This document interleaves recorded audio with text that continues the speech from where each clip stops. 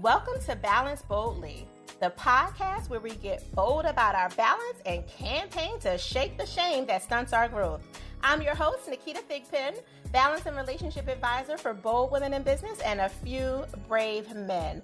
Guys, are you feeling this season? This season of the consequences of being a high achiever have been so incredible.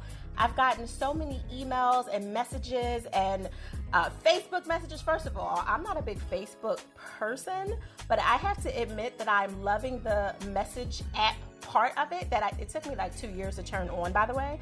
And when I finally turned it on, there are all these messages because I guess that's a thing. People my age that are over 40, I guess, really are on Facebook.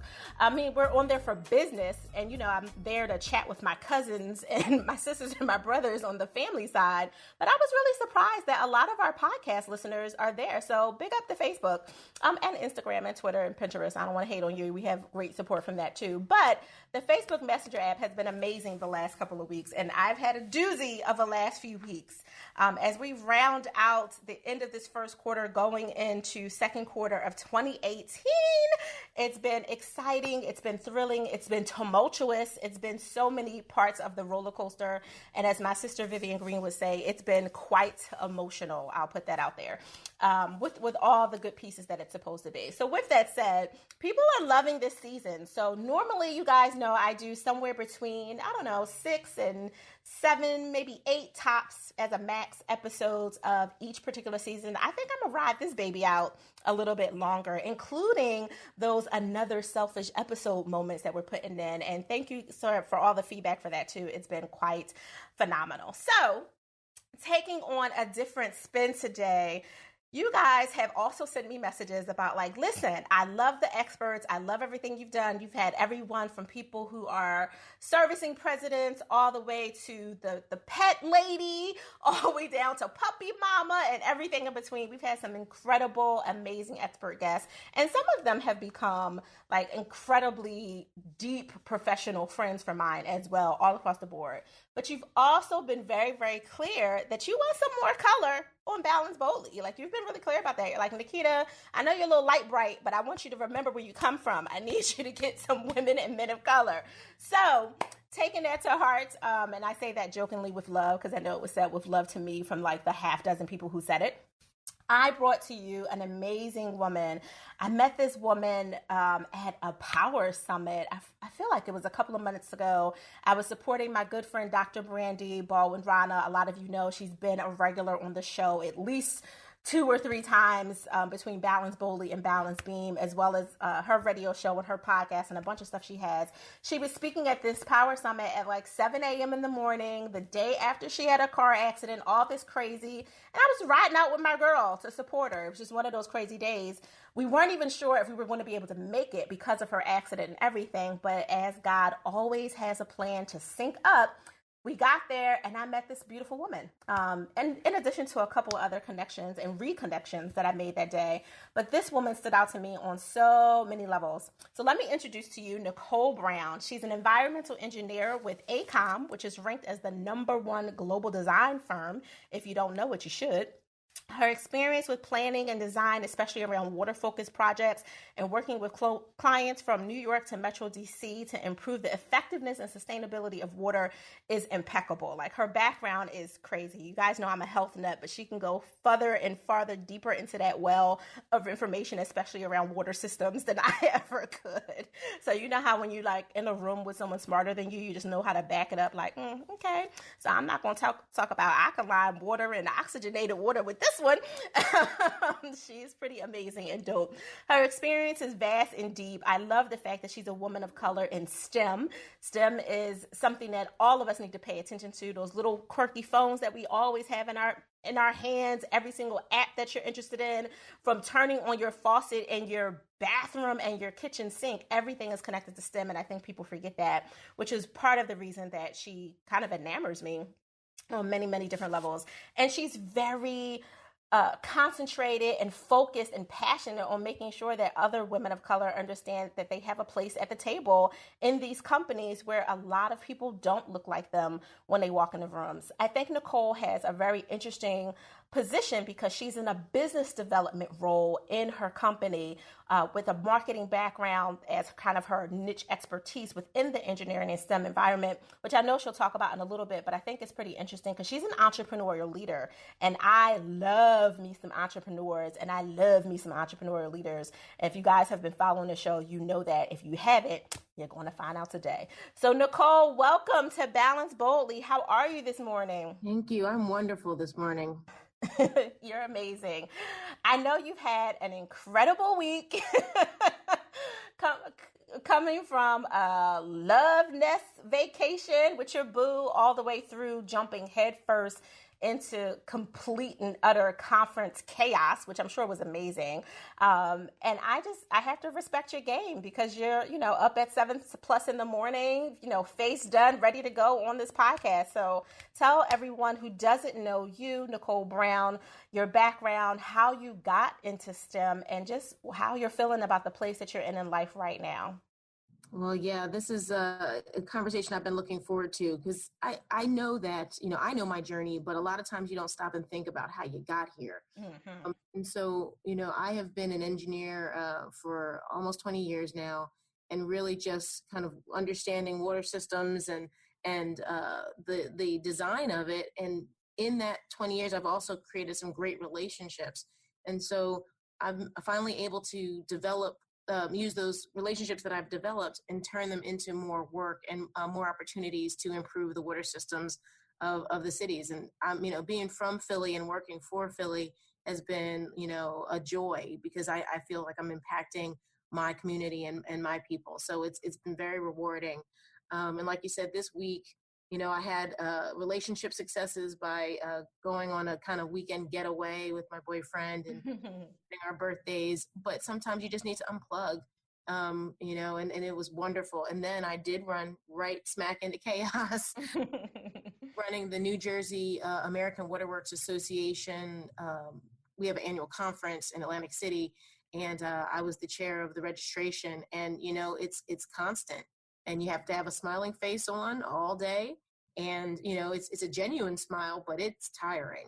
So, we even with the snow, we had a nor'easter or something, went outside. I didn't leave the hotel at all, so I don't even know what happened out there. But we were breaking records on getting people through the door and getting people to have a successful conference. So that was really rewarding. That says a lot on multiple levels. You hit a point that I talk about a lot in our Insiders Academy, as well as a lot of incubators and accelerators that we do.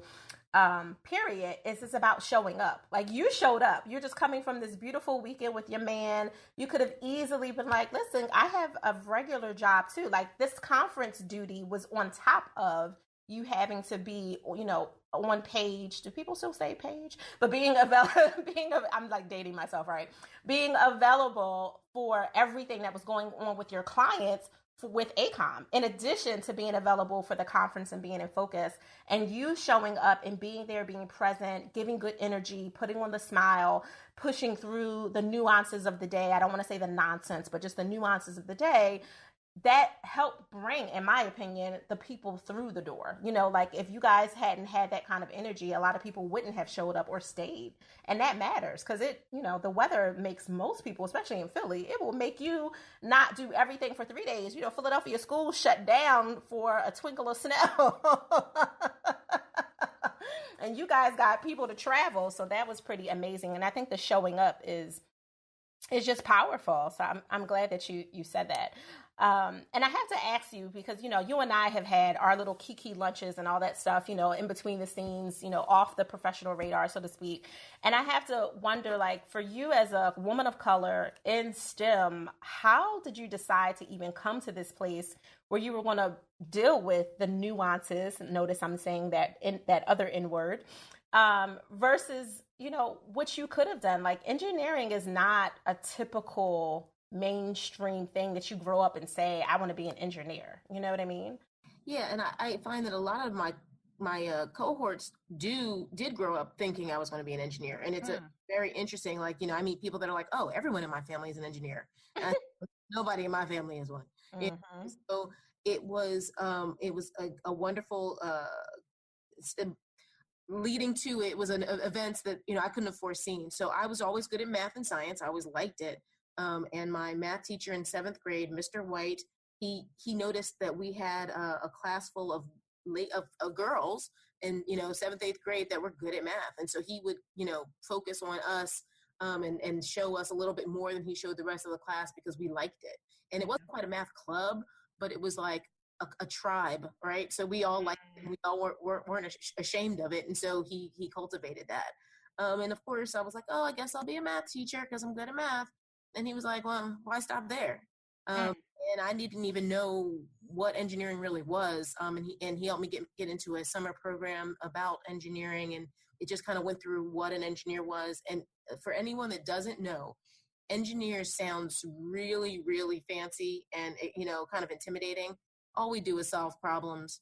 And I love solving problems. And I do puzzles all the time, word puzzles, physical puzzles, all that stuff. When people give me a word jump, I'm like, ooh. I like making things. I like making solutions, and that's what we do. So, went to that program and saw what an engineer did and said, okay, I can do that. And I will say that along the way, my parents and my family have been extremely supportive of anything I would do. But I had other people that were like, well, you also sing. Why don't you be a singer? That's what, that might be more. I was like, and I like stability. To be honest, I've always liked stability, and engineering seemed like a nice, stable field that would always have something interesting to do. So, and I have had my distractors, professionally. I remember being in college and professors were just kind of like, why are you here? And I would always sit in the front of the class and make sure they knew me and my face. And I might have been the only brown face in there, but they saw me. And I would go to their hours, their office hours and know them by name. And they knew me by name because I wasn't going anywhere. But everybody's not like that. Right? Yeah. So I think that, the process of me making through was because I had, the determination, but it was not, if you didn't have anybody saying, yeah, you can do it, it would probably have been, a different path. Yeah, but look at that, Nicole. That started with one person telling you to go a little bit further, which was extraordinary. Like everyone can think of that one teacher that either impacted them severely negatively or impacted them, hopefully, or it might be an impacted them in a way that just changed the direction of their life, at least in terms of where they thought they were going to go. And this teacher, Mr. White, big up to Mr. White, if you're listening to Balance Bully podcast out there, Nicole Brown says, you changed her life. You gave her perspective and defined something she didn't even knew existed and understood what it was, that leveraged a gift that was already in you. Your gifting is in designing solutions. You just didn't have a name for it. And that's pretty phenomenal in that. But it started with that relationship. You had a relationship with a teacher who saw something in you that wanted to go a little bit further, but then it didn't stop there. You had to take that from that moment and do something on your own. Like you said, you had to keep showing up in those other rooms. There's that showing up word again. You had to show up in those other rooms like, I'm not going anywhere, guys. Hey, I'm here, and just kind of keep making yourself known, which a lot of people, when they think of engineers and what is that place out in California? Silicon Valley. I don't know why I couldn't think of that. Silicon Valley and other like techie things and geeks and nerd life, which #nerd life. I'm about that. But when you think of that, you don't typically think of people who are building relationships from a space of like, I really want to get to know you. I want to understand how I can help you some way. I want to build a bridge and build relationships. And you've been doing that since your Mr. White days. And that speaks volumes that you're willing to step outside of what other people would traditionally see as the codified character of a quote unquote traditional techie or engineering, the modality of an engineer period, and say, no, I'm going to enjoy relationships. And you were able to use your talent as a singer, because if you think about that, it's a suave characteristic when you're a singer and you can command a room. And I met you, I've had lunch with you, I've talked to you, so I know that there's a lot of charm and some suave there, which is pretty, you're welcome, which is pretty phenomenal. So I just have to point that out because I think people miss the importance of relationships and just like where it could start. You may not always be the giver. In your case with Mr. White, you were the receiver, but then you were able to carry that ball and literally pay it forward and take it further. How's that shown up in your business and your professional life as well as your personal life for you? I will say that I might not look like a traditional engineer, but don't always talk like one or act like one. And so I remember when I first started right out of school, I went and did all the great engineering, problem solving I like, but I also like talking to the clients. And you're young, you don't get to talk to the clients, but I like it. And I remember kind of that whole keep your head down, do your job kind of thing. Okay. But then it got to a point where I was like, well, I'm not a typical, some people don't like talking to people, engineers, I should say, because they want their numbers and their facts and their figures, and we're very comfortable there. But if you don't talk to your client, because AECOM is a consulting firm. The whole purpose is talking to our clients and figuring out how to meet their problems with solutions. And so if I don't talk to them, I don't know what their problem is, and I can't solve it. Right. So, it took a while because it wasn't a traditional path, but it was one that I can sell. I don't have to be a marketer, but I can sell just because I have the knowledge and I can talk to people and find out what their need is. And it was, I think the industry as a whole has changed to see that differently. Most people don't have marketers that have a marketing background that go out and get more work. Engineers who can actually market this company. And I think that's epic, because if you can't talk shop, you're only gonna get so far. And so I think that the thing that pushed me in that direction more is I did a fair amount of community outreach for technical projects when I first started. And I'm sure it's because I was the junior engineer and I was the only person of color on the team, and it was a socioeconomically depressed neighborhood. Nobody else wanted to do it. And so they put me up there, and I took it and ran with it because I saw these residents that didn't understand the technical aspects of the project, and they were hurt. They were hurt that no one was listening. And so I said, okay, let's listen. And then we can have a real conversation about what your real fears are and what are the facts, because I have the facts and you have the fears. So right. Let's put that together. And that process, which can be slow going, really made me be a better engineer. Right. I think about the end user now, not just, I have a problem, I'm going to solve it this way. Right. I consider how the consumer is being affected by everything, whether it's not just the water that comes out of their tap, but the cost, right? Because that goes back to the ratepayers, or what it looks like, because they have to drive past it every day, or what it's emitting into the air because their kids are breathing that. We can't be short-sighted. We have to think about everyone that's being affected. Yeah, people matter on every level. Now, I have to ask you, because as you were saying it, you know how you had those moments that like prick your spirit a little bit because it takes you back to your own little personal nuance of things. And when you mentioned that one, which I'm sure was one of multiple situations in some kind of similar capacity, where because they looked at you, beautiful woman of color with long, pretty dreadlocks and, glasses and all that, there's an assumption made from your team, like, oh, you Black, you can handle that. Like that's just like an automatic. They just assume, which, you're from Philly, so regardless of what part of Philly you're from, you probably can handle it. That's the reality. But them not necessarily knowing it and see that, did you have any form of irritation or resentment or, well, why are you talking to me? Or were you more so honored from the perspective of like, yes, it makes sense because I bring a sense of relatability to this community where I can probably, do what's her name, Erin Brockovich, and get through when I knock on the door to be able to communicate the message. Like, how were you feeling in that moment when they first mentioned it to you? If you can think back to that second. When they first mentioned it, I was excited and terrified at the same time, just because it was a big like public venue to speak at.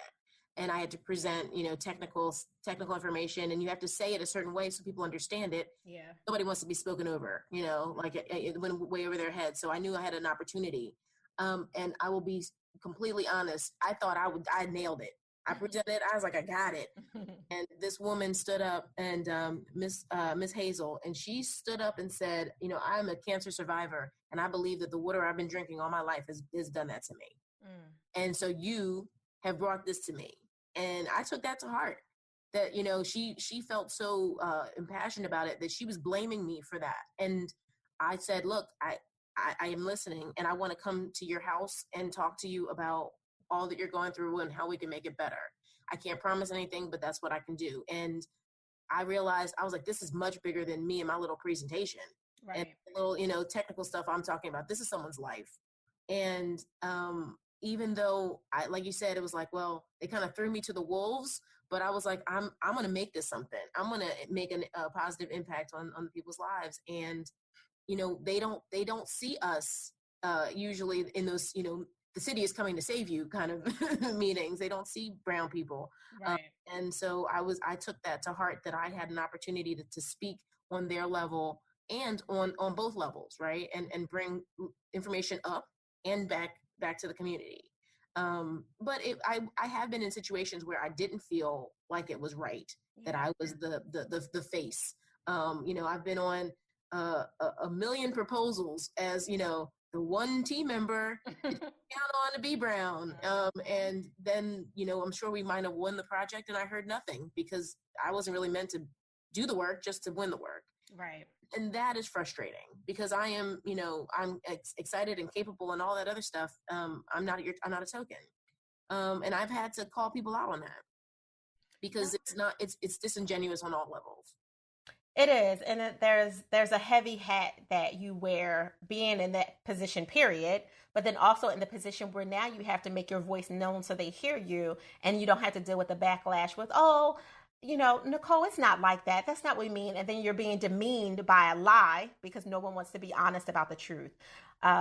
And I totally recognize that on so many levels. You know, you and I come from the same sway of sitting in most of these rooms where nobody not only looks like us on the shade side of color, but a lot of them don't even have the parts that we have in our gender. You know what I mean? Like, and it definitely gives, it shifts the room. Now, I love men. You know, I've been married for a long time. I love my husband, love man. I have a beautiful, wonderful son who just made me a grandma mom and all that good stuff. However, sometimes it's really good to just see other people who resemble you at the table. One, because it kind of equalizes the fact that you don't have to carry the burden of being the only one here, the first one to navigate. You know, it's not always a good feeling to be the first person.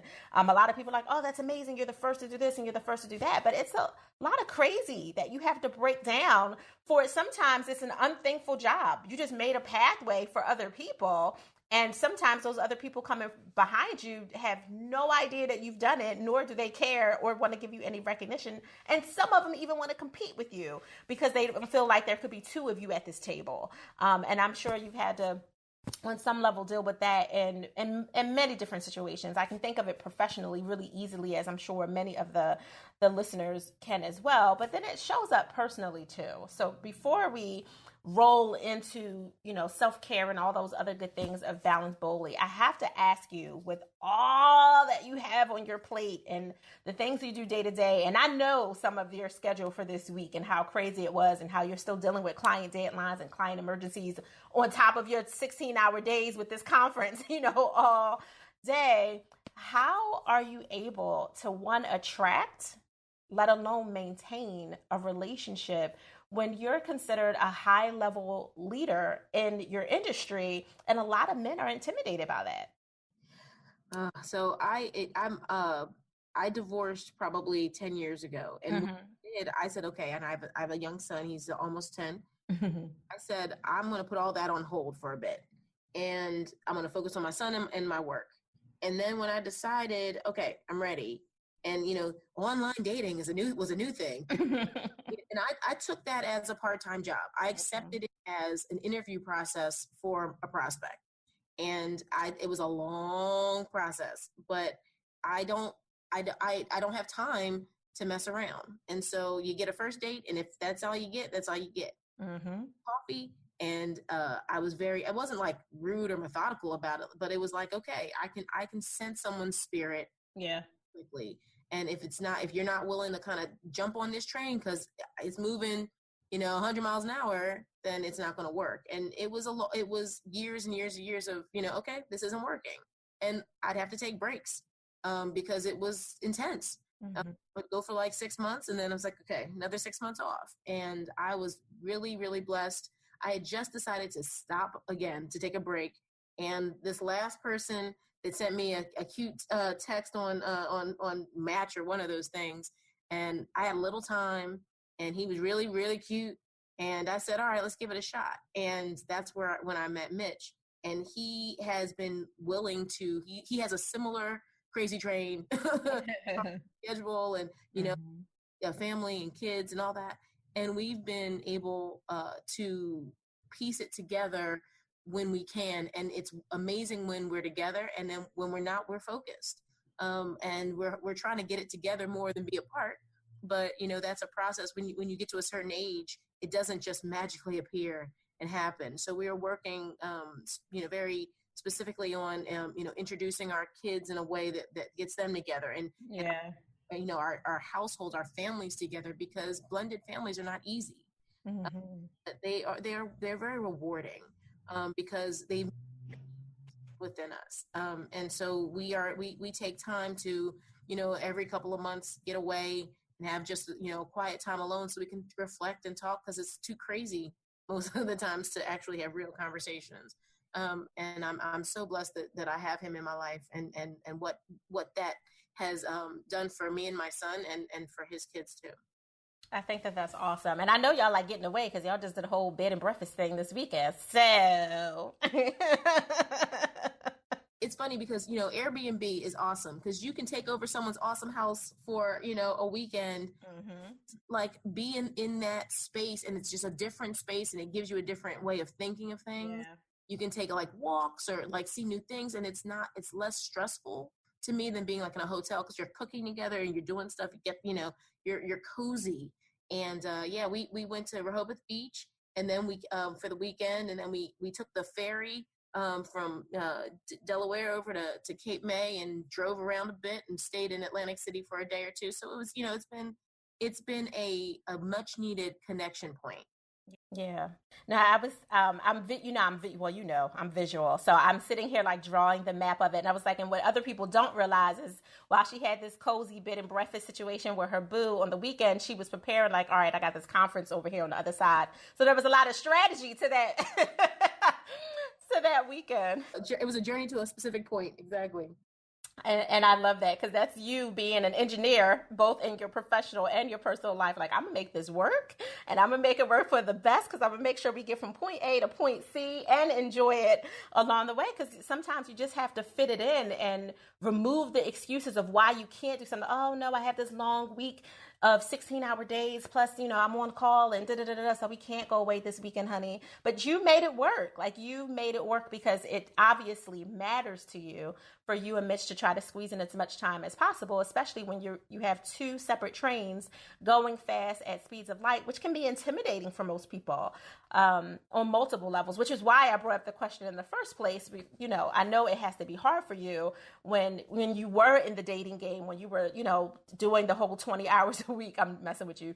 Part-time job with Match.com and trying to vet people and filter them through. I'm sure you had to go through a lot of people that were like, oh, you an engineer, like you think you smart. You can write a book. Right. Gravy trader. I thought it was too, it was like, were you kidding me? Mm-hmm. On one way or another. Listen, it's part of the reason that small sneak peek that we're dropping the unfiltered kitchen conversations vlog, because a lot of the relationship issues personally and professionally it comes up. I think it deserves its own spot, its own seat at the table, so to speak. And that's part of the reason that we're developing that show, the unfiltered kitchen conversations, because it's those book topics. Yes, I'll just say that. Yes. Yes, I totally understand.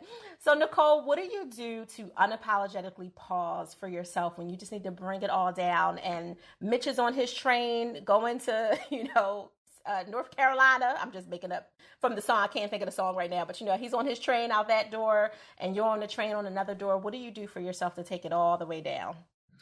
So, I think that my quick fix is always acupuncture.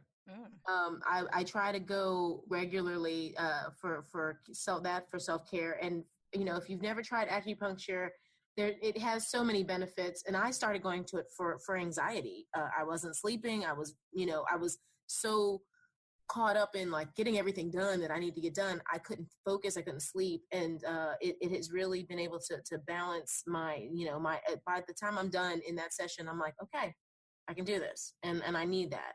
And then if it's probably the mid level is getting out and I sing, and I go and I have a couple of groups that I sing with, mainly at church. I sing every Sunday, but that release, that it's almost like a primal deep release, to be able to let that out is very therapeutic for me. In fact, this week we have a band at the conference. It's all engineer water professionals that and we have a rock band.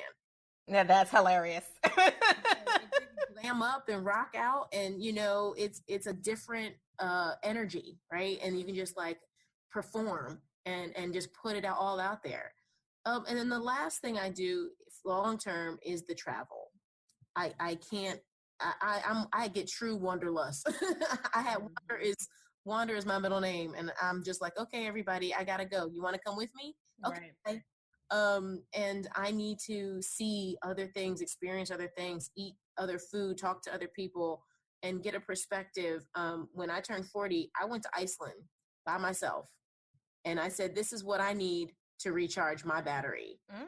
Another 40, and I just needed to turn, literally be on the other side of the world to get a new perspective. And I will, my mother is, bless her soul, she is always willing to take my son and my dog and let me just go somewhere. And I appreciate her for all that she does to let me have that wandering spirit.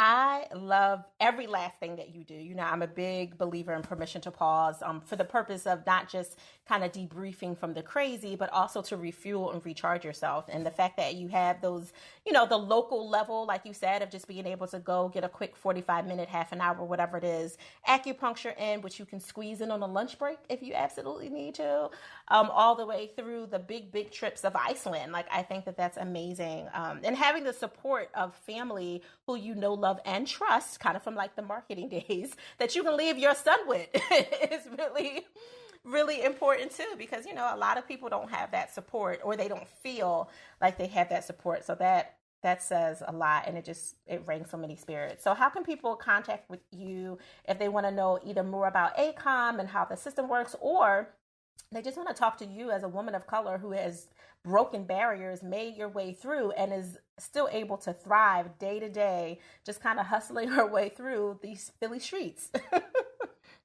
Probably the easiest way is through LinkedIn. I'm on there as Nicole Brown.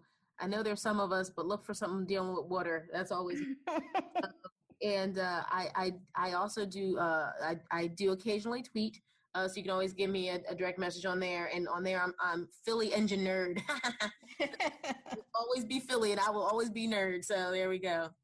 I love that. I'm writing that one down. I'm like, I didn't even have that one. Philly engineered. I'm following you like in 3 minutes, and I can be so totally inappropriate in a good way on Twitter. It's one of my favorite places to play. Nicole, you have been amazing. I have to thank you from the core, from my soul. I know you have a full day with your last day, with everything you have going on as we roll out and get ready for another weekend coming off of this nor'easter. And I just really honor you for taking time out this morning. I know you're tired, girl. So I just appreciate you. And I want to thank you for taking time out for me and for the listeners this morning. My pleasure. You've been so amazing. All right, Balance Boldly. Wasn't that phenomenal? Like, I love me some Nicole Brown, and I would love to tell you even more stories, but I can't right now because I want to make sure that she can get back to black to do what she has to do. And I don't mean that by color for all of you who are going to send me emails later. It's just a way that I talk. It's just the way that I talk. But I want to thank her again, Nicole Brown from AECOM, for just coming and taking some time with us to share with me and you and allowing us both to plant positive seeds in your life. I thank you as well, listeners, for just listening. These seeds for your life, your relationship, and your business, they matter to me. It's why I breathe. Like, I wake up every morning to cultivate the earth and do what I do in this way. So I super appreciate you allowing me to use this platform as one of the many ways that I can do that. So I'm super grateful. If you like what you're hearing, make sure you subscribe, rate, and share this podcast, and ensure that the bold and the brave have access to these valuable balance tools. You know, I can't talk today. It's so hilarious.